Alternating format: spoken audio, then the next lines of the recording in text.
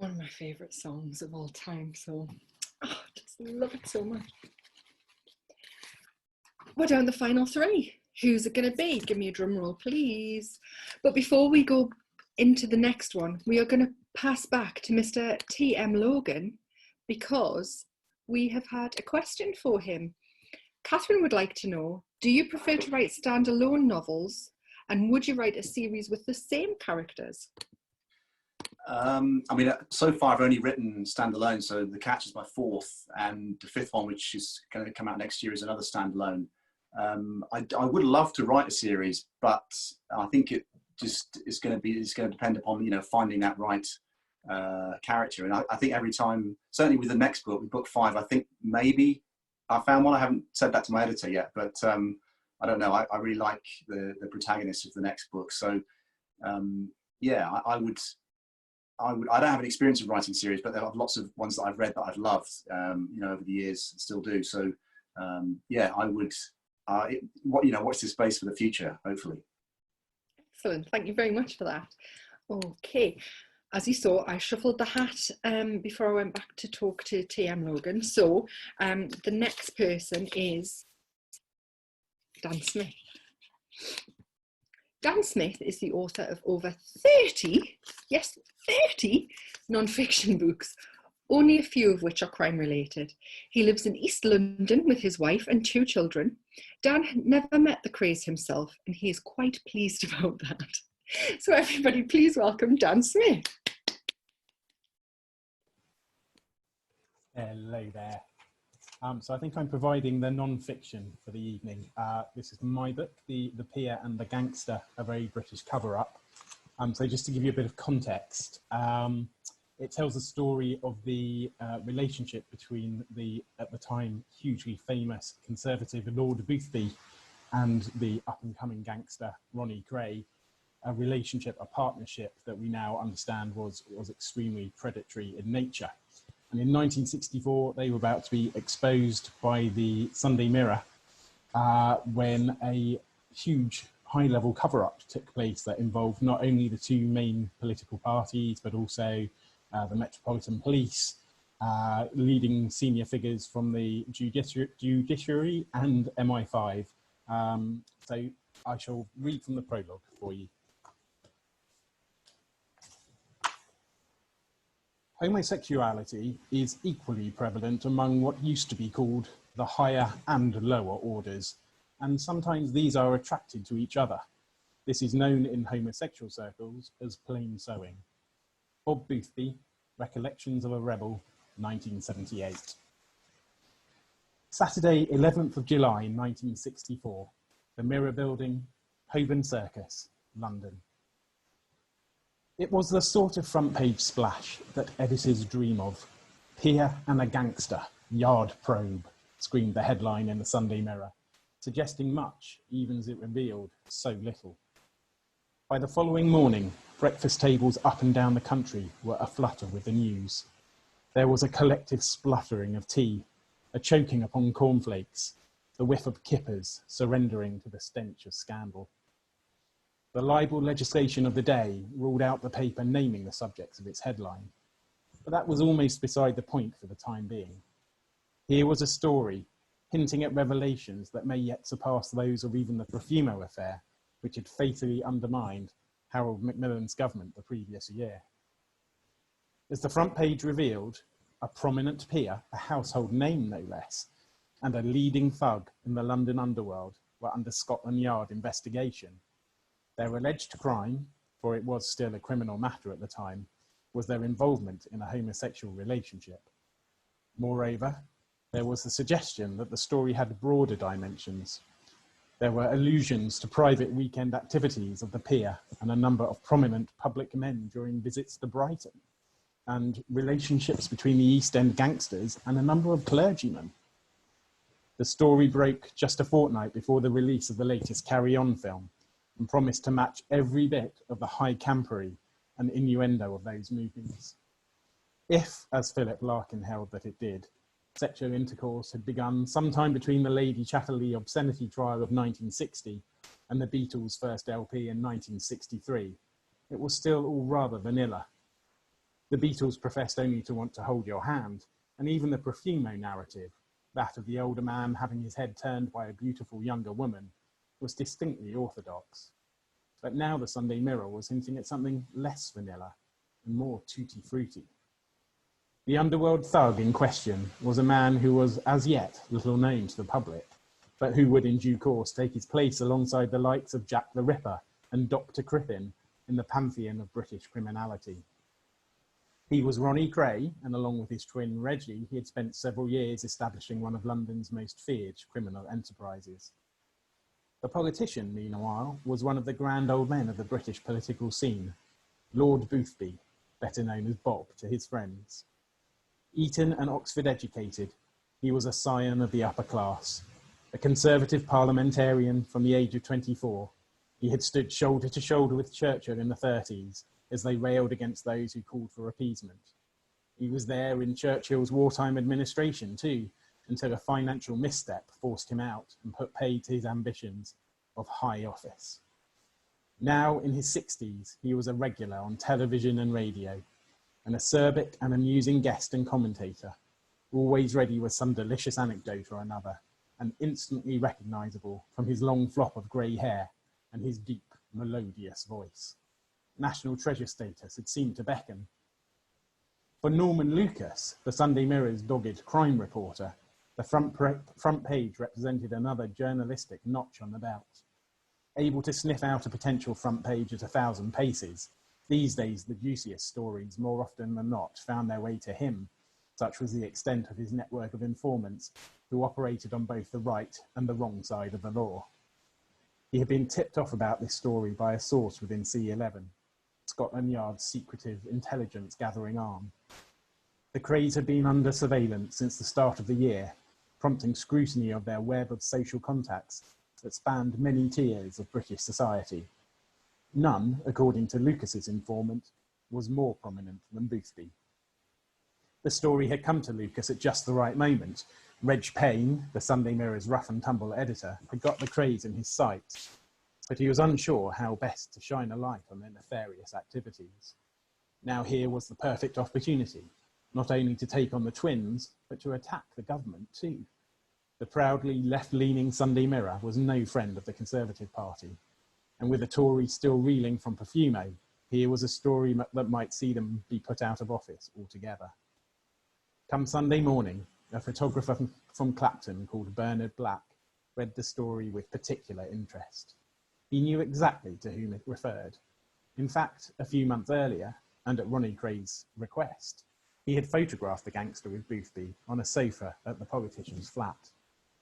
On the Monday, he made his way to the Mirror building and deposited a package of photos with the Sunday Mirror's young picture editor and a future editor of the Daily Mirror, Derek Jameson. Jameson was delighted by the pictorial evidence to back up the Scotland Yard insider's tip-off. When Boothby was unmasked as the peer and Cray as the gangster, as they doubtless soon would be, surely they could not now deny that the story had substance. A libel action? Bring it on, thought Jameson to himself. The next Sunday, the paper ran a follow-up front page, in which, although the image could not be printed, details about it were described against a wry headline, "The picture we must not print." The net was closing in. But then, as suddenly as it had arrived, the story went away. The saga of the peer and the gangster became the century's greatest British scandal that never was. This, then, is the tale of how that story was killed. But I'm not going to give you the rest of the tale now. Thanks a lot, Ben. Thank you so much for that, Dan. We've got a couple of questions for you. So Effy Merrill would like to know, how long does it take to write an authentic, non-fiction, real crime book? And how do you get access to all of the material if that's not a top secret question? It takes a long while. Well, this one took me about 2.5 years from having the original idea. So I was born in the 70s, so I didn't really know who Boothby was for most of my life, but I came across him whilst writing another book, completely unrelated to crime 10 years ago. And so as I did my research then, I found out a little about this association with the Crays. So I've always kept an eye on him as a subject. And then I was looking for a new subject for a book, like I say, about 2.5 years ago. And it's been a pretty intensive research project since then. I did a lot of looking around for contemporary witnesses, went through the media a lot, all sorts of specialist organisations, police organisations, the Mirror pensioners group, all kinds of places like that, which threw up some useful witnesses. And as luck would have it, also MI5 did a big dump of documents into the National Archives about 5 years ago. So that was perfect for this book, because nobody had really gone through them with a fine-tooth comb. Anyway, that's my very long answer to that question. And Helene Keast would like to know, given that you write about real people, some of whom or whose family are still alive, and their scandalous and sometimes it says illegal, but I think it's just illegal activities, what extra steps do you need to take to prevent a backlash like litigation? Well, I mean, it's a bit macabre, but fortunately most of the main characters in this are dead, so the threat of libel is not too extreme. You know, I feel a responsibility to just getting to the truth of these subjects. And certainly in the case of Boothby and Cray, there had long been whispers about it. So I wasn't bringing something entirely shocking and new to the world, but I was really uncovering the evidence to show that there was indeed truth behind the rumours. And a lot of my book, to be honest, is also dealing with the political landscape and the conspiracy, the cover-up that went on. I think it's important that light gets shone on these things. So, you know, I didn't have too many worries about legal action on this one. Brill. Thank you so much for that. That was brilliant. It was nice actually to have some non-fiction at the bar for a change, which is great. Thank you. Thank you. Right, penultimate reader. Is it just me, or does this time just disappear every week? Okay, are you ready? It is the karaoke king himself, M. Sean Coleman. Now, M. Sean Coleman wrote a very long introduction and then said I could edit it or introduce him using one line. So I'll give you the edited version and then I'll give you the one line that M. Sean Coleman suggested. M. Sean Coleman has written film and television drama, cross-platform series, an interactive children's storybook, and even a graphic novel series. He finally found his niche as a thriller writer when he was asked to write a novel as part of the cross-platform project, tongue twister, Net Wars. His first book, The Code, was published 6 months later with the sequel, Downtime, hot on its heels. There was no going back. He is obsessed with crime, mystery and thriller stories, especially those with a fresh or surprising angle. M. Sean Coleman is also the founder and creative director of Red Dog Press, which keeps him pretty busy. The alternative line that he said I could introduce him with was, M. Sean Coleman is an arsehole. So everybody, please give M. Sean Coleman a huge round of applause. Both of these things are true. Good evening. I apologise immediately for my lack of bookshelf background. I'm not at home. I'm coming to you live from South Wales. I'm reading to you tonight from On Stony Ground, which is the third in my Alex Ripley series. So my 5th book after that first Net Wars project. And we're going to snip straight into halfway through the first chapter because my blood brothers, Rob Parker and Chris MacDonald, said, read the first chapter, but it's way too long. So we're going straight in. Here we go. Reverend Tom Bainbridge flicked the lights off and locked the door to the hall as he left, grateful that he didn't have to spend any more of the evening at work. The cleaners would be in early to sweep and mop before the flower arranging group were due in, so all he had to do was lock up the church and he could be off. His wife was out for the evening, staying over at his sister's, as she did most Thursdays, and he was looking forward to being in the warmth of their small cottage, in front of the fire with a nice glass of wine and a belly full of Janet's delicious stew that she would have left warming in the oven. It had been a long day, and he was keen to spend some time in peaceful reflection. Walking back through the church grounds, he noticed that one of the floodlights uplighting the side of the church was not working. He'd have to tell Roger, the maintenance man, in the morning, Roger prided himself on keeping everything around the church in good condition, and would hate to think part of the building he loved so much was now in darkness. Tom made his way quickly along the path towards the main entrance of the church. He always locked up on a Thursday, since he was staying late anyway. It meant the vicar could get home at a reasonable time for at least one evening of the week.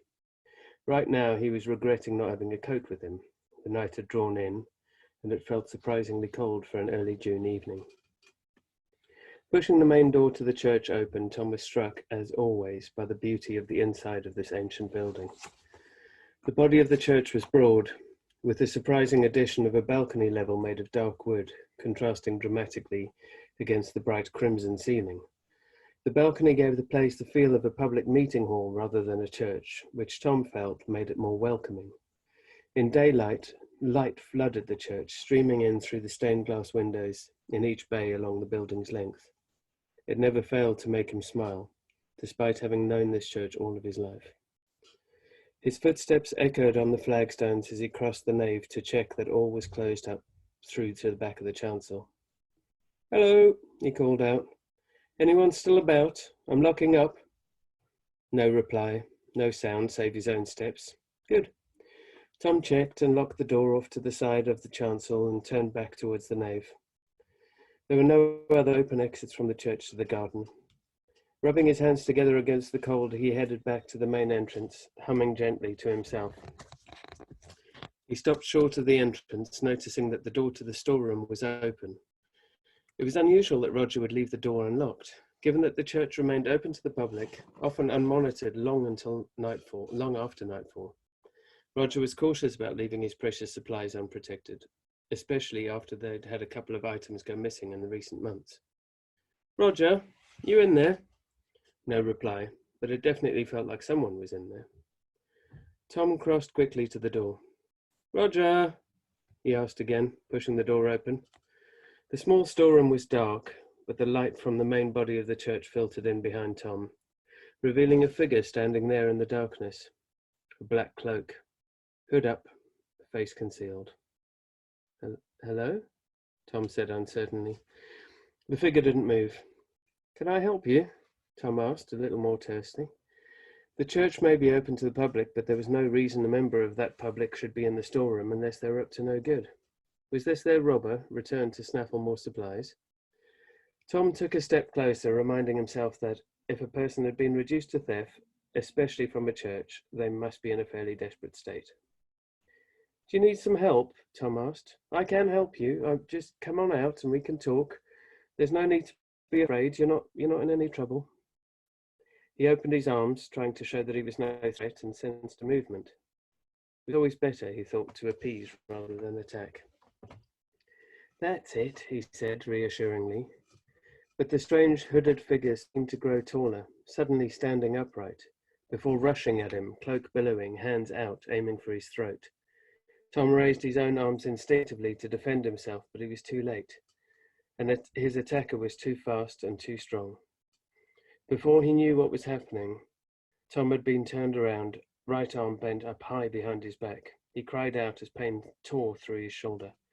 Hot breath rasped, ragged in his ear, and a strong smell of camphor assaulted his nostrils. "Please," he implored as he was propelled across the nave, half lifted, half pushed towards one of the smaller, open-sided chapels lining the wings of the church. There was nothing he could do to stop the momentum. His attacker was much stronger than him. Why is this happening? Tom was forced to his knees on the hard stone in front of the small altar, sending pain shooting up both legs. The figure of Christ on the cross leaned out from the wall, angled down to look down on those praying here. The bright gold of the altar glinted under the soft, purposely angled lights he'd always found so pleasing. Instantly, this once restful chapel had been transformed into a place of pain and terror. "What do you want?" Tom asked, trying to look back over his shoulder to catch a glimpse of his attacker. Did he know this person? "I want you to see the truth," the voice said, soft, menacing, close to his ear. Alcohol, stale breath, all muted under that pervading smell of camphor, like old mothballs. "You better start praying." "Please," Tom begged. Pray, now. The instruction was accompanied by a sharp blow to the back of his head, something hard and metallic splitting the skin at the base of his skull, sending light bursts across his eyes. Tom lurched forward, hands out to break his fall, but his attacker caught him by the hair and pulled him back upright, knees grinding against the stone floor. Tom clasped his hands together, quickly muttering the opening lines to the Lord's Prayer. He can't hear you. Tom raised his voice, hoping someone, anyone, would come to his rescue, but fearing no one would. He lifted his eyes to look at the figure of Christ, repeating that short prayer on the top of his voice, beseeching God to intervene. Just as he reached the final amen, his attacker gripped his hair again, pulling his head back. Something cold ran across his throat. It took a second for the pain to come, and the warm flow of blood to follow that. His throat had been slit. He felt the man's lips right against his ear. Do you see the truth now? He asked. Your own God did this to you. He let this happen. Do you see? Tom slumped to one side as his attacker let him go. His face hit the stone floor. His heartbeat pulsed in his cheek, fading as the blood flowed out of him. Dying, he watched his attacker's feet step away from the pool of blood, his blood. Near them, and again, and an anger he had never felt before overwhelmed him. How dare you kill me here like this, in my church? Reverend Tom Bainbridge let the anger fade along with his last breath. His God would be there to receive him, wouldn't he?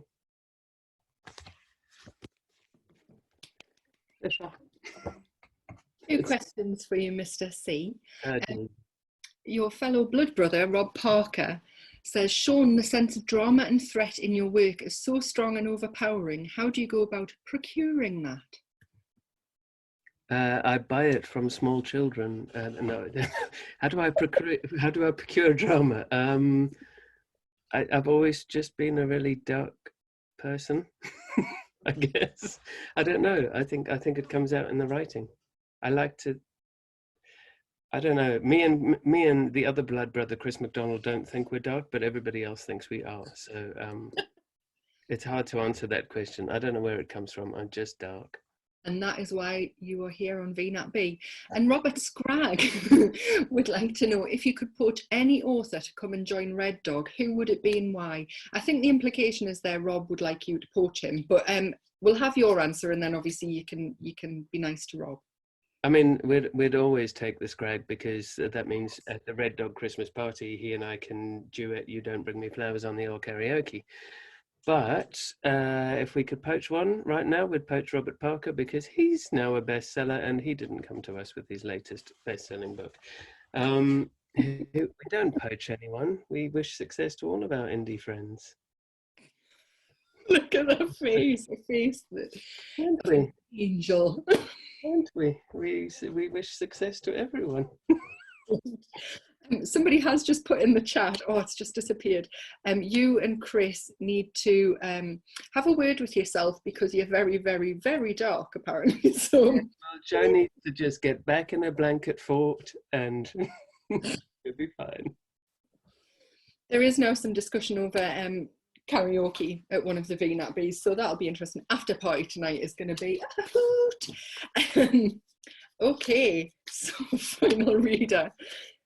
It is the lovely, luscious Lisa Hall. I'm so excited.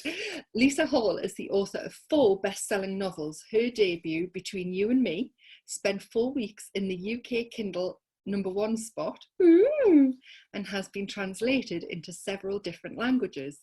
Her latest novel, The Perfect Couple, is out now in ebook and is out in paperback on the 20th of August. So just under a month, is that right? Yes. Lisa lives in Kent with her husband, lots of children, and many, many animals. So our final reader of the night is the wonderful Lisa Hall. Hello, can you hear me okay? Give me the thumbs up. Okay, I'm going to be reading from The Perfect Couple. Look at that pink, guys. Just a little bit of context. It's about a guy, Rupert, who his first wife passed away, and he has met Emily and they are now married. There's nothing graphic, but there is a tiny trigger warning because it does allude to suicide, the bit that I'm going to read, but there's nothing too gory or awful. Okay. I pick out a slinky midnight blue dress, cut much lower than anything Caro owned. I twist my hair up into a bun, a few strands falling artfully around my face. As I push tiny gold hoops into my ears, my gaze falls on Caro's jewellery box, still sitting at the very back of the dressing table behind the huge mirror. I pull it towards me, noticing the light sprinkling of dust on the top. Glancing towards the ensuite door, where steam escapes and I can hear the hiss of the shower running, reassuring myself that Rupert is not going to walk in on me, I open the lid, letting out a small gasp as I drink in what lies there. Gold necklaces, earrings, a fat glistening ruby on a square gold setting. I pick that one up and slide it onto my finger where it spins, far too big for my slender hand. A brooch, not dissimilar to the one Rupert bought me for Christmas, only instead of a dragonfly, it is a bee, the white of its stripes made from diamonds. These things must be worth a fortune, and I imagine, just for a moment, being a woman who owns thousands of pounds worth of jewellery. I imagine my mother's face if I rocked up at her house wearing this ruby ring, the bee brooch attached to my coat. Em? Rupert's voice shouts to me through the door of the ensuite and I hear the shower switch off. Shit, I whisper to myself, thrusting the brooch back into the jewellery box, knocking the whole thing from the table in my haste to put it all back where it was. Gold and silver spills from the box and I scramble onto my hands and knees, scooping up earrings and rings, tumbling them all back into the box, reaching right under the dressing table to pull out an expensive-looking diamond stud earring that has rolled almost out of arm's reach. I fumble under the dressing table, looking for the other one, but it's no good. I can't find it. Flushed and panting, I shove the box to the back behind the mirror and am sitting fixing my hair where it has escaped its grips by the time Rupert comes out. He kisses the back of my neck as he passes. You look fabulous. I give him a smile and slide a secret glance towards the box, making sure it's exactly as it was, hoping that by the time we get into the cab to go to dinner, my heart rate will be back to normal. Amanda has cried off the dinner, citing extreme morning sickness, so I am sitting with Sadie according to the table plan. Rupert sits opposite me, next to Miles, and another couple I've never met before are also seated with us. Hi, I whisper, sliding into the seat next to Sadie. We are slightly late. It turns out Rupert really did think I looked wonderful, and I ended up taking my dress off before the cab arrived. Sorry we're a bit late. How are you? Sadie asked, head on one side as she lays her hand on mine. I'm so sorry about the other day at Amanda's. I just assumed that Rupert would have told you. You didn't have a frightful row, did you? No, I lie, picking up the small menu in front of me. I have no idea what half the items on it are, so I lay it straight back down. Of course not, it's fine, nothing to worry about. Oh, thank goodness. Sadie presses her hand to her chest. I'd hate to think that I'd caused any trouble between the two of you. He's so happy since you came on the scene, and we see so much more of him. She looks across the table and I follow her gaze to where Rupert is listening to something Miles says before tipping his head back and letting out a huge belly laugh. I scan the room anxiously looking for Caro's parents. Have you seen the Osborns? I'm a bit worried about bumping into them. Sadie looks around before discreetly inclining her head towards a table at the front of the room next to a small stage. Over there, but honestly, darling, don't worry. They understand. They know Rupert needed to move on. No one expected him to be a lonely widower forever. There is something in her voice, sadness maybe, before she pins on a bright smile. Thank you, I say, reaching out and squeezing her hands in a warm burst of appreciation. No one I've ever been out with before has had a wife who passed on, so I just don't know what to expect or how to react sometimes. I'm constantly worried that I'll put my foot in it. Oh, no need, Sadie says. Everyone understands people have to move on. I was the one who told Rupert it was about time he sorted himself out after all. You're one of us now. Anyway. She smiles brightly and changes the subject. What did Rupert think about your plans for the garden? He wasn't as pleased as I hoped, I say, glancing along the table to make sure he's still occupied with Miles. He shouted at me a bit about the pool, saying he doesn't need one. The memory of his harsh words makes the back of my throat feel thick, and I blink rapidly. Oh God, really? Sadie rolls her eyes and reaches for my hand. I suppose he came up with some old crap about not spending the money. That's what Rupert does, I'm afraid. What do you mean? Oh, he's got such a chip on his shoulder about Caro's family being so much more well off than his. He won't want to pay for the pool because he'll feel guilty that it's Caro's money, which is just plain ridiculous if you ask me. If I were you, I'd just get the plans drawn up anyway. Once he sees it, he'll come round. In fact, I'd go so far as to say be thrilled. Sadie shrugs and takes a huge sip from her glass. You didn't let him upset you, did you? Honestly, darling, I'll defend you to the ends of the earth if he shouts at you again. I told you, you're one of us now. I want to cry. I feel so pathetically grateful. Sadie is an important person in Rupert's life, and to have her approval means so much. I raise my glass to her and we drink, and finally I begin to relax. Sadie gets more and more drunk as the evening wears on, taking full advantage of the free wine. I, however, am trying to be on my best behaviour, conscious as I am that Carrie's parents are here. And I'm glad I did keep my wits as I bump into Mrs. Osborne in the ladies. I'm not sure she knows who I am, and I avoid eye contact, concentrating instead on washing my hands and scarpering back to our table. I slink into my seat, telling Sadie that I saw Carrie's mother. Did she say anything? Sadie's eyes are wide as I tell her. The last time I saw her was at Carrie's memorial. She didn't speak to us then, and I thought it was because she was upset, but in all truth, she never really liked me. Really? An auction has begun, and I sneak a glance at Rupert, who's already bidding on things with Miles. Why not? Sadie shrugs, a sloppy gesture. Now she's 3 sheets to the wind. Who knows? She's a funny old woman, wouldn't leave Rupert alone until he held the memorial. Why? I lean in close so no one can overhear our conversation. Why does she want to have a memorial? Surely the funeral would have been enough. Sadie blinks. There was no funeral. No funeral? I frown, the alcohol in my veins making everything feel a little muddy and blurred. What do you mean there was no funeral? Everybody has a funeral. Not if there's no body. Not if there's no body. Sadie's words are at the forefront of my mind as I swim up into consciousness after a ragged few hours sleep. My mouth is dry and my tongue feels too big. A persistent banging thuds at my temples and my eyes ache, although from tiredness or alcohol, I'm not sure. I didn't imagine it. Sadie definitely said there was no funeral for Caro. I closed my eyes again, thinking on how I pressed her on it as she stumbled over the words, slurring and mumbling. They never found her, Sadie says, a tiny hiccup escaping her mouth as she speaks. They found her car and her purse was in it, and she'd left a note saying she was sorry. Oh my God, that's awful. I pressed my hand to my mouth, imagining Caro's body being dragged out to sea, crashing against rocks, being nibbled by tiny fish. Poor Rupert. Poor all of us, Sadie says. It took us a long time to accept that she was gone. I mean, there was never any doubt that she meant to do it, not with the note and her state of mind at the time. The police said she would never have survived the fall, and with that current, she might never wash up. I've barely slept, her face underwater, hair drifting across wide staring eyes, floating into my mind every time I tried to sleep. I glanced to my left where Rupert lies snoring, oblivious to the bombshell that Sadie dropped last night. Rupert never told me that they had never found Caro's body, another lie by omission. I lie unblinking, staring at the ceiling as another thought strikes me. Who's to say that Caro is even dead?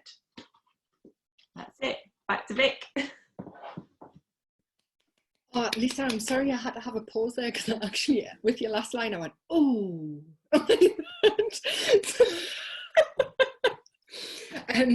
Okay, we've got a couple of questions for you. Alex would like to know when this will be out on audio. 20th of August. Lovely. And Claire Cooper would like to know, could I ask how Lisa uses the different coloured post-its? Is it a colour per character / storyline / time period or something else entirely? Well, my pinks are my chapters. Then my greens are my mega chapters, you know, your chapter where there's a bombshell. And then my yellows are, in this case, they are little italic inserts of something. I'm not going to tell you what. And the blue was an accident. I ran out of pinks. So you're clearly not a panster then, somebody says. No, mad plotter. I do have a question of my own, and it's very silly. How many children do you have? Well, I only have 3, but we have boyfriends, only boyfriends, boyfriends staying over, best friends staying over. There is always a child in the house at some point, and obviously lockdown, all the children, all the time. Wow, great. Yes. That would be why the post-its. You have to be super organised. Well, thank you for that, and thank you for indulging me with my silly question. Right, folks, and also everybody is saying only 3 children after the day I've had, folks. Only 3. Anyway, isn't she a hero? We have had so many nominations for Quote of the Week. We're actually going to have a playoff. So there will be 2 surveys on Twitter for you, and then the finalists will go head to head in another Twitter poll. That's the quality of the work in VNATB tonight. We have to have 2 polls to then decide the finalist. Go on Twitter in the next couple of hours to vote for your Quote of the Week. Thank you, all of you, for joining us, as always. We do this for you. We know that lockdown has been relaxed, but some of you have indicated you are quite happy just joining us in our virtual bar tonight. Although I do know one of you, at least, is watching this from an actual pub. People will remain nameless. You know who you are. Thank you to Nils Lofgren and Jason Isaacs for providing us with some very wonderful music. That Nils Lofgren Harvest Moon, wasn't it lovely? Right. Thank you to all of our readers tonight, everybody in the audience, the wonderful and talented, mad talented Simon Bewick. Is there anything that guy can't do? It's just not fair. Visit the Harrogate International Festival's Weekender this weekend, but particularly, this is very interesting for VNATB fans, to find out who will win this year's Old Peculiar Crime Novel of the Year. That will be broadcast live from 6:30 p.m. tomorrow. Head on over to Twitter. We'll be tweeting the link for you guys to join in. Again, it's usually the beginning of Theakston's Crime Weekend. So please, let's all get together tomorrow and find out who has won that wonderful prize. Yeah, we'll be back. We will be back, as always, next Wednesday. Keep your eyes peeled because we have some fantastic authors speaking in the bar next Wednesday. Thank you, everybody. Have a lovely week and stay safe.